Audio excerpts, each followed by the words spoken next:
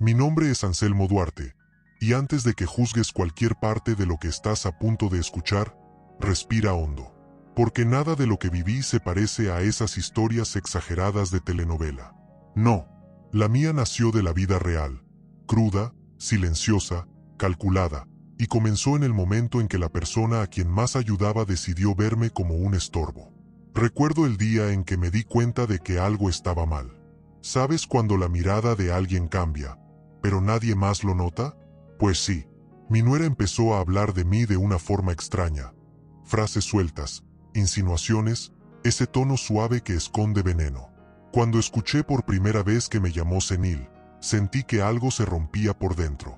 No era solo una ofensa, era una advertencia.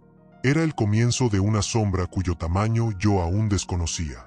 Poco a poco, empecé a ser tratado como si fuera invisible, como si estuviera perdiendo todo: mi voz, mi casa, mi libertad. Y lo más cruel, la traición no vino de desconocidos, vino de mi propia familia. No tienes idea de cuánto duele escuchar que tu dignidad es negociada como si fuera mercancía. Durante mucho tiempo guardé silencio, no por miedo, sino porque quien grita demasiado pierde la oportunidad de observar. Y yo observé tanto que, cuando la verdad empezó a salir a la luz, nadie pudo seguir fingiendo que no veía. Solo que, para entonces, ya era tarde para mucha gente. Sé que debes estar preguntándote cómo un hombre como yo, lúcido, consciente, presente, terminó siendo tratado como un peso. Y, sobre todo, cómo salí de todo eso de pie, mientras ellos no lo hicieron. ¿Quieres saber lo que hice? Ahí es donde la historia comienza de verdad. Comenzó de una forma tan simple que hasta hoy me pregunto cómo no noté la trama antes. Mi nuera empezó a hacer comentarios sutiles, como quien intenta ser cuidadosa pero deja caer veneno entre líneas. Decía que yo estaba olvidando cosas, que parecía demasiado cansado, que necesitaba ayuda. En el momento, pensé que era preocupación, pero había algo en su tono, una frialdad que anunciaba traición. Era como si estuviera preparando el terreno para algo mayor, algo que yo aún no entendía.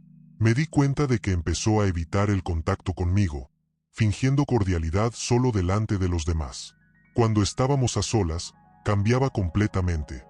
Me trataba como un estorbo, como si mi presencia interfiriera en sus planes.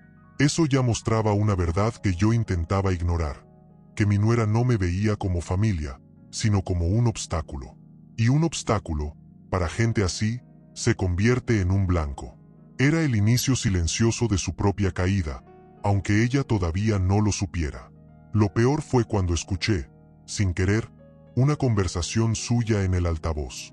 Hablaba con alguien sobre resolver pronto esa situación y deshacerse de problemas antes de que empeoren. No mencionó nombres, pero la forma en que bajó el volumen al darse cuenta de que yo estaba cerca lo delató todo. La venganza ni siquiera existía en mi corazón en ese momento, solo un apretón, un arrepentimiento tardío por haber confiado tanto.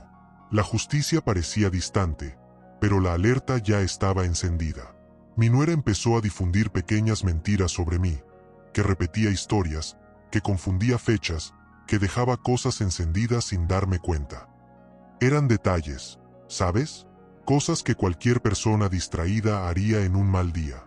Pero ella distorsionaba cada mínimo gesto y lo convertía en argumento. Eso ya era traición disfrazada de preocupación. Y lo más cruel fue que mi propio hijo le creyó. Cuando noté que ambos estaban alineados, entendí que la trama era más profunda de lo que imaginaba. Aún así, preferí observar. Silencié mis sospechas para escuchar más, ver más, entender más. A veces, la venganza empieza en la paciencia, incluso antes de existir la intención. Y allí, en ese inicio amargo, percibí que algo se estaba construyendo en mi contra, algo calculado, cuidadoso, casi profesional. Lo que no imaginaba era hasta dónde sería capaz de llegar mi nuera, y mucho menos la reviravolta que estaba por venir. La primera vez que percibí que algo estaba realmente mal fue en el sabor del jugo. Un amargor extraño, discreto, que mi nuera justificó diciendo que la fruta estaba verde. Pero esa noche me desmayé en el sillón como si alguien hubiera apagado mi cuerpo. Me desperté aturdido, con la cabeza pesada y el tiempo confuso. Fue ahí cuando la verdad empezó a mostrarse. No era descuido, era traición. Y, sin que yo supiera, ese sería solo el primer paso del golpe que ella estaba planeando. En los días siguientes, sospeché aún más cuando noté su celular siempre boca abajo y las conversaciones en susurros con mi hijo. Se intercambiaban miradas rápidas, cómplices, de esas que esconden toda una trama detrás. Fue entonces cuando descubrí que ella me estaba grabando dopado. Videos míos hablando arrastrado, quedándome dormido mientras intentaba responder preguntas simples. Esas imágenes serían utilizadas para convencer a todos de que yo estaba perdiendo la lucidez. Mi nuera no tenía límites, y eso quedó demasiado claro. Ella me llevó a un psiquiatra privado, de esos que ya entran a la consulta con el diagnóstico preparado. Casi no me miró. Hacía preguntas aleatorias, tomaba notas demasiado rápido, ignoraba cuando yo respondía con claridad. Entendí en el acto que había algo arreglado. La consulta terminó con un informe que yo ni siquiera sabía que sería presentado ante la justicia. El documento decía que yo estaba mentalmente vulnerable.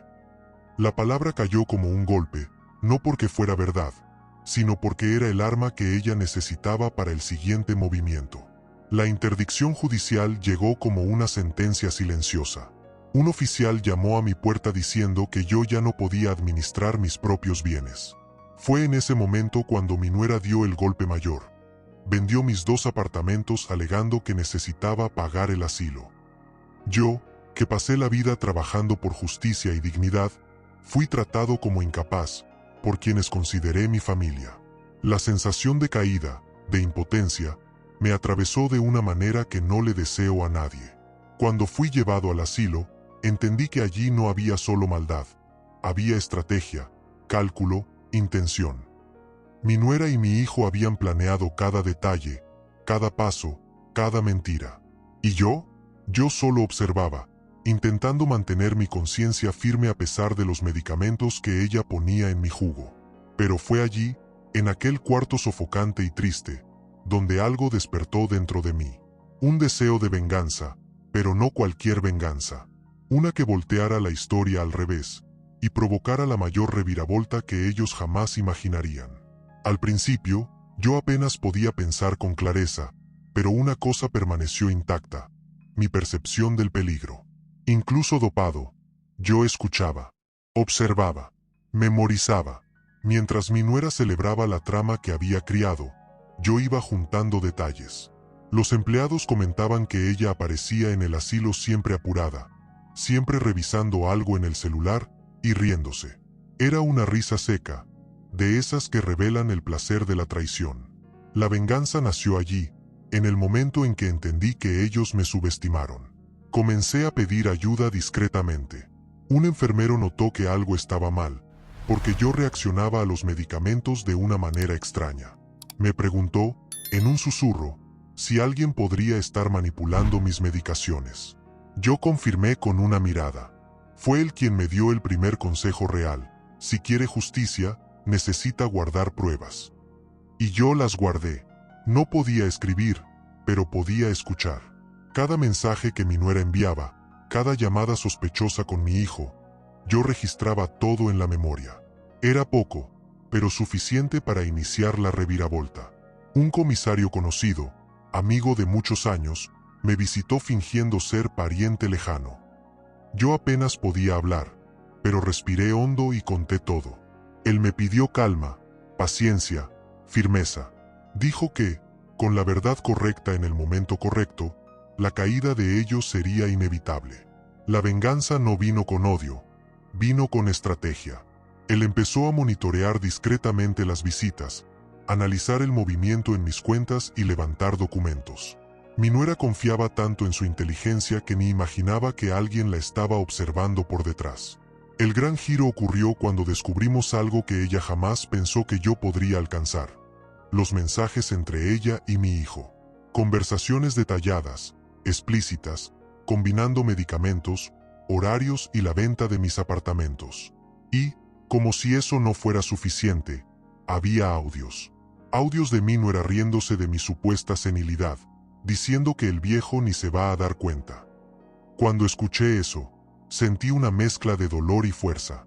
Dolor por la traición, fuerza por la certeza de que la justicia finalmente se acercaba.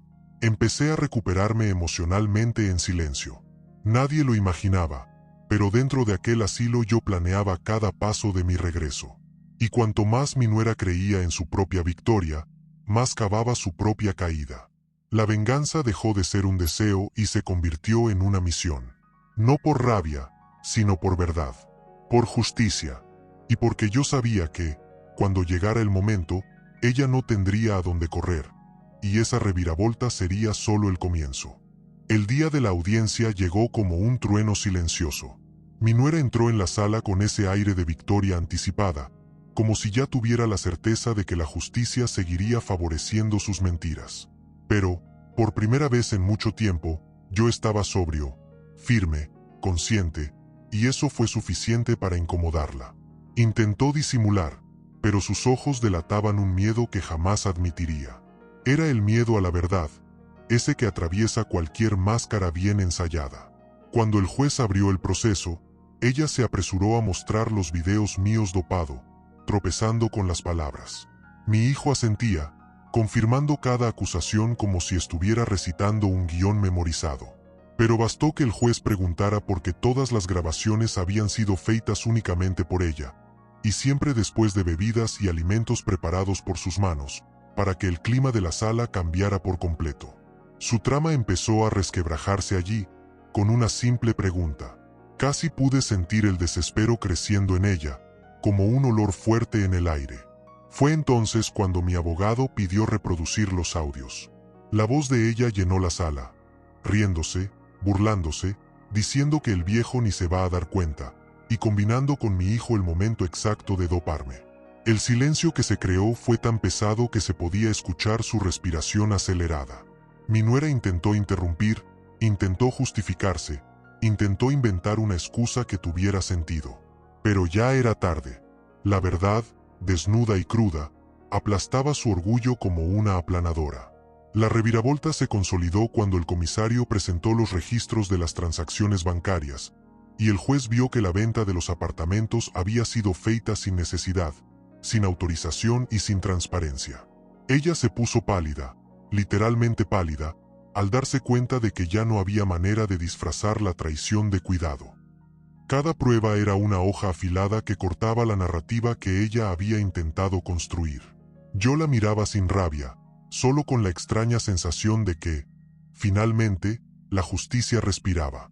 Mi hijo intentó defenderla, pero terminó enredándose en sus propias mentiras.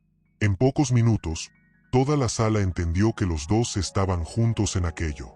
La caída de ellos ya era inevitable, pero allí sentí que algo aún más profundo estaba a punto de acontecer. El juez me miró como quien observa más allá de la superficie y me pidió que me preparara para noticias importantes. Y en ese instante, comprendí que lo que vendría a continuación sería mayor que cualquier venganza que yo hubiera imaginado. Cuando el juez anunció la decisión, mi nuera se desplomó en la silla como si hubiera recibido un golpe invisible. La voz de él resonó firme por toda la sala. Ella y mi hijo responderían por estafa, malos tratos, falsedad ideológica y apropiación de bienes. El comisario puso la mano en su hombro para colocarle las esposas, y yo juro, por primera vez desde el inicio de toda esta trama, vi en su rostro algo que nunca imaginé: arrepentimiento.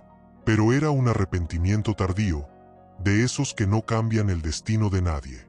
El juez determinó que los bienes vendidos fueran bloqueados de inmediato, que la custodia de mis nietos fuera retirada y que ambos fueran conducidos al presidio. Mi nuera intentaba mirarme buscando algún gesto de compasión, pero todo lo que yo tenía era la verdad, y una herida que ella misma abrió. Mientras era llevada esposada, murmurando disculpas que no tenían sentido, sentí una mezcla extraña de alivio y dignidad. Su caída era profunda, pero justa. Salí del tribunal escoltado, no por fragilidad, sino por seguridad. La justicia no solo creyó en mí, me devolvió la voz. Regresé al asilo solo para firmar mi salida definitiva, mientras los empleados me miraban con cariño y sorpresa. Uno de ellos dijo: sabíamos que había algo mal, pero no imaginábamos que fuera tan grave. Yo solo sonreí, porque después de tanta traición, escuchar eso era casi un abrazo. Era el final de un ciclo de dolor. Cuando volví a mi cobertura, reformada, limpia, silenciosa, sentí como si estuviera entrando en otro capítulo de mi vida. Ese lugar, que mi nuera intentó arrancarme, regresó a mis manos como un símbolo de justicia. Caminé por el pasillo y toqué las paredes recién pintadas, y fue imposible no recordar el audio de ella riéndose, diciendo que yo nunca me daría cuenta. Pues bien, me di cuenta de todo, y, al final, fue la reviravolta que puso cada pieza en su lugar. Hoy, visito a los dos en el presidio de vez en cuando. Llevo café. Hablo poco, no por crueldad, sino porque mi venganza nunca fue destruir, fue revelar. Me preguntan si algún día los voy a perdonar. Yo respondo que el perdón existe, pero la confianza, no. Y mientras camino de regreso a casa, siento una paz que nunca imaginé sentir. Porque la verdad venció y, a pesar de todo, volví a ser dueño de mi propia historia. Sabes, después de todo lo que viví, entendí que la vida nos pone a prueba de formas que ninguém nos enseña a enfrentar. A veces, la justicia llega despacio. A veces, llega en el momento exacto. Y en otras, solo aparece cuando decides que no vas a aceptar seguir siendo tratado como víctima. Eso fue lo que cambió todo para mí. Dejé de preguntarme ¿por qué a mí? Y empecé a preguntar ¿qué puedo hacer con esto? Y tal vez esa sea la pregunta que tú también necesitas hacer hoy. Porque, al final de cuentas, no se trata de venganza, se trata de recuperar aquello que intentaron arrancarte. Tu dignidad, tu voz, tu verdad. ¿Cuántas veces confiaste en alguien que te apuñaló por la espalda? ¿Cuántas veces tragaste el llanto para evitar que tu vida se convirtiera en una disputa? Y seamos sinceros, ¿hasta cuándo vas a aceptar menos de lo que mereces? Si esta historia te movió, quizás sea porque sabes, allá dentro, que también ha llegado la hora de poner un basta. No sé cuál es tu lucha, pero sé que todo el mundo tiene una. Y puedo garantizarte algo, nadie vence cuando está callado por dentro. La reviravolta solo empieza cuando decides que tu historia no va a terminar donde alguien intentó derribarte. Así que te pregunto, ¿de qué estás huyendo? ¿Y cuándo vas a empezar a levantarte? Si esta historia te tocó, te provocó o te hizo ver tu propia vida de otra manera, quiero que formes parte de este espacio. Aquí hablamos de verdad, de dolor, de caída y principalmente de renacimiento. Así que suscríbete al canal, activa las notificaciones y sigue conmigo.